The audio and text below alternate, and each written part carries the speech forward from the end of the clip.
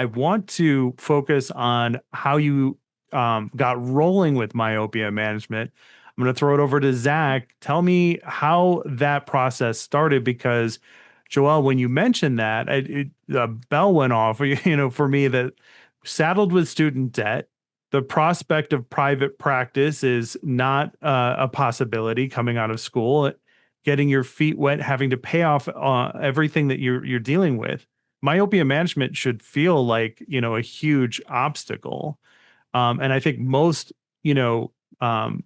docs coming out of school would not consider myopia management to start tackling, and so I'm very interested to hear how both of you got into myopia management. Zac, how did that process start for you? What kind of obstacles did you face, and how did you overcome them? Yeah, initially, when I joined the practice in 2015, we were doing some ortho K, but if you remember back then, there were no toric alignment curves. Like there were very few empirically designed lenses. Like so, it was a completely different world than it is now.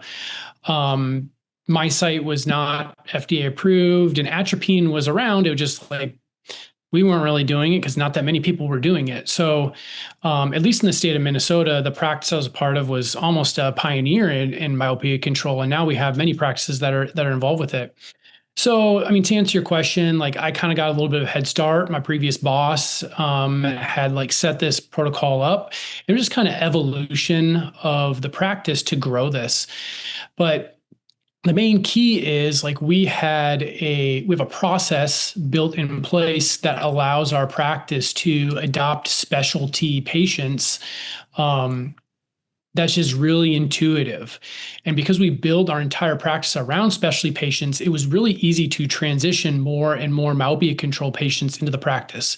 Tomorrow, if 100 patients call me and say, hey, I want to do ortho K, my practice can absorb them, not all at once, but we can absorb them all and it won't completely throw off everything else going on because we have these systems in place that allow for like just an extreme amount of growth and customization. Because if you can remember, all these patients are cash pay.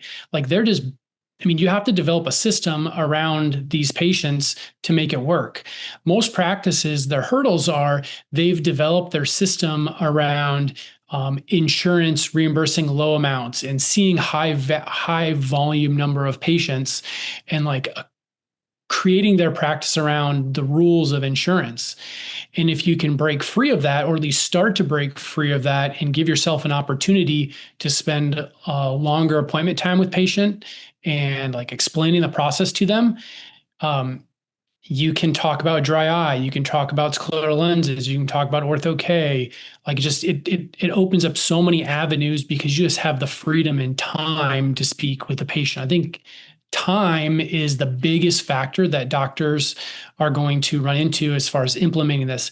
Fitting an ortho K lens, fitting a MiSight, prescribing atropine, like that is not that difficult. There are a lot of webinars, a lot of resources that a lot of places have that can teach you how to do that.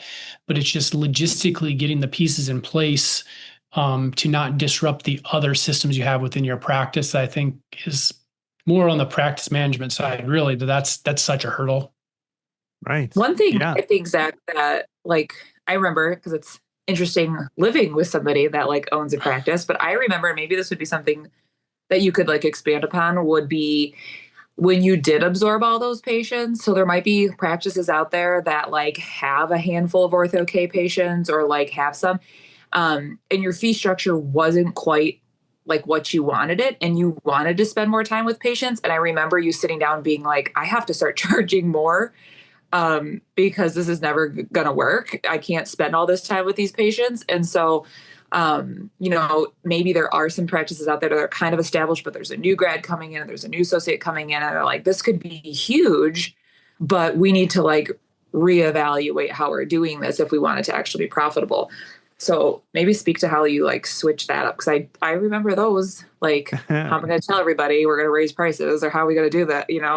Yeah. Were you undercharging essentially for your services at that point?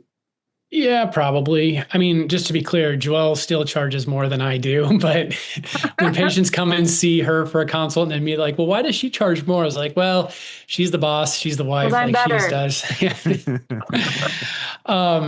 Yeah, we just have a lot of us. We have different we have a completely different fee structure than they do at Complete Eye Care of Medina. I have established patients and new patients, and so from a not so much transparency, but it's simple for my staff. When patients call, say, "What's the price?" Well, are you new or established? Like there's two options, and so just from a simplicity standpoint, we've dabbled around with a couple different things. We've dabbled around with having a backup pair of lenses. That works really well for Joelle's clinic. That doesn't work very well at all for mine, so I abandoned that. But my strategy on increasing fees is to not do it annually. My strategy is to do it every 3 to 4 years and make a larger increase. And so when patients return and it's the same price as it was last year, there's less to fight over. I think increasing, let's you increase it $500 this year. Now I have a handful of years that's the same price. Where if I increase it $100 every year, patients often deem the like contract or the agreement at the end of the exam as like a contract. And when they see the price goes up, like, whoa, you changed something on our contract. So like, no, that's just like this year's agreement. And way down the bottom, it has fine print that says we can change the price. Obviously, like McDonald's changes the price of their burgers every year and no one complains about that. But it's just like I've found we've had more success by doing larger jumps over larger time periods. And then I just have to fight them once every 4 to 5 years. Yeah. Yeah. I love it. Joelle, you said you said in the exchange, you said you charge more, because you're worth it. I am. Was, let's talk about, charging because you are worth it. Cause I think, that's a message that you both are putting across here, because I have seen so many practices where a doctor doesn't think that they're worth it because they're just starting out, or maybe they don't know as much as they should have, or they don't have a lot of fits under their belt at this point. How did you come to your, pricing strategy without, with everything we just heard from Zac? Yeah. Well, you go to supercharge your practice one time and like your mind is blown and you're like have a cape on when you leave. No. So truly that's kind of what I did. I mean, Gina sent me to supercharge your practice at Vision by Design with Dr. D, and I've been twice, and he just like whatever motivational like juice he drinks. I mean, he just can. I mean, he makes it all click, and he does it in a way that is super authentic and like still very humble, because I don't ever like want to feel like a salesperson that like I feel like I'm not worth it. Like, so I've worked on that. I feel like I've created our protocols and our program and how we check in with patients and my availability and like my authenticity when I'm like, I truly am like excited. Like when we're doing, like, I talk about things in the exam outside of just myopia control. Like I want to know who you are. I want to know what you love to do. I want to talk about screen time. I want to talk about posture. I want to talk about food. I want to talk about going outside. I want to talk about like all of these things with your children, because I want you parent to know that I like truly care so much about your kid. I want them to know that they are important. I want them to know that they matter. And so it's like, it just fills me up to be able to like have these conversations with kids and their parents, to give these kids the moment to shine, to reward them for getting through their training, to reward them for getting through their 1 month of like wearing lenses, to have a finalization day, to get a gift card, to like, so I'm like fluffy about it. Zac is maybe a little bit more like academic about it, and is like, we are doing this because we are slowing myopia and this is good. And here's your axial length, mom that wants to know all the axial length, like exponential chart. I just love building this like whole theme around everything that we're doing and the gifts and the things and all the fluff.